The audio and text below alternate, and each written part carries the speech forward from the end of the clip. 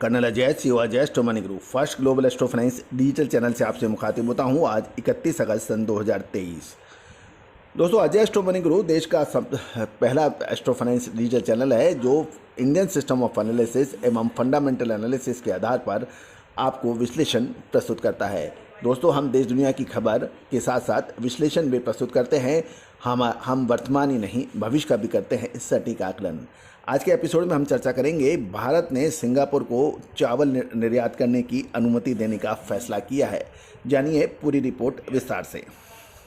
तो times of India में प्रकाशित एक खबर के अनुसार विदेश मंत्रालय ने कहा है कि सिंगापुर के साथ विशेष संबंधों को देखते हुए भारत ने दक्षिण पूर्व देश की खाद्य सुरक्षा की आवश्यकताओं को पूरा करने के लिए चावल के निर्यात सिंगापुर को देने का अनुमति देने का फैसला किया है।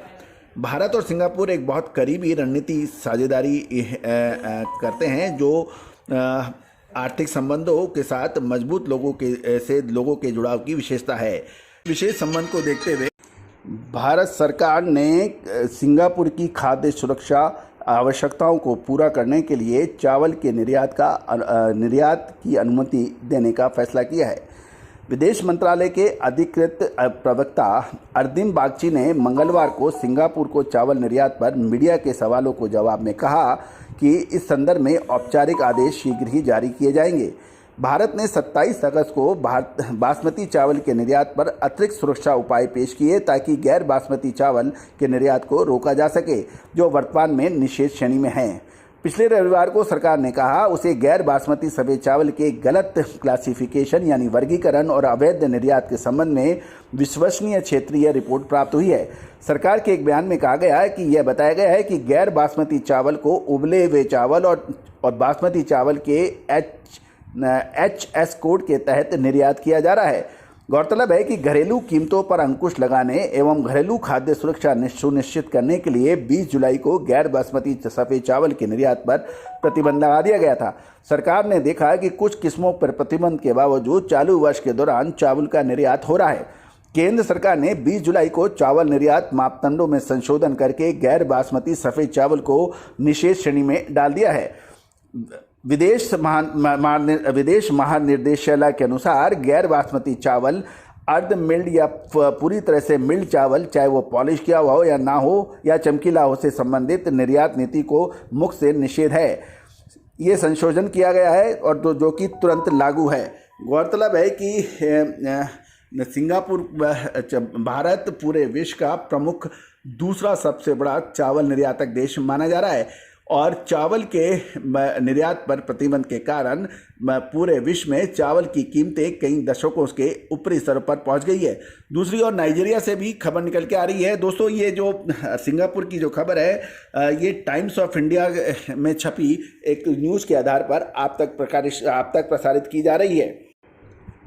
दूसरी ओर एक और अंतर्राष्ट्रीय खबर निकल के आ रही है कि भारत के चावल निर्यात पर प्रतिबंध के बाद नाइजीरिया में चावल मिलें बंद हो गई हैं। इसमें काफ़ी परेशानियां देखने को मिल रही है। ये जानकारी नैरोमेट्रिक्स में छपी है। गौरतलब है कि देश में कीमतें कम रखने के उपाय के रूप में लोकप्रिय गैर बासमती चावल के निर्यात को रोकने के जुलाई में भारत सरकार के फैसले से नाइजीरिया पर अब विपरीत असर हो रहा है। वहाँ पे परेशानियाँ बढ़ गई हैं। नाइजीरिया और अन्य पश्चिमी अफ्रीकी देशों में स्थानीय मांगों को पूरा करने के लिए भारत से चावल के आयात पर सबसे अधिक निर्भरता है।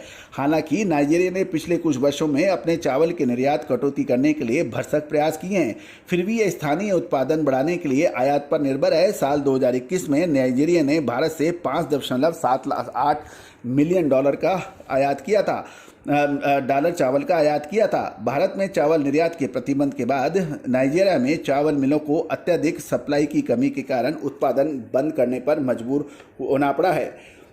वॉइस ऑफ अमेरिका यानी से बात करते हुए कानो के एक चावल मिल मालिक मोहम्मद सलीस कूना ने कहा है, भारतीय चावल निर्यात प्रतिबंध ने हमें प्रभावित किया है।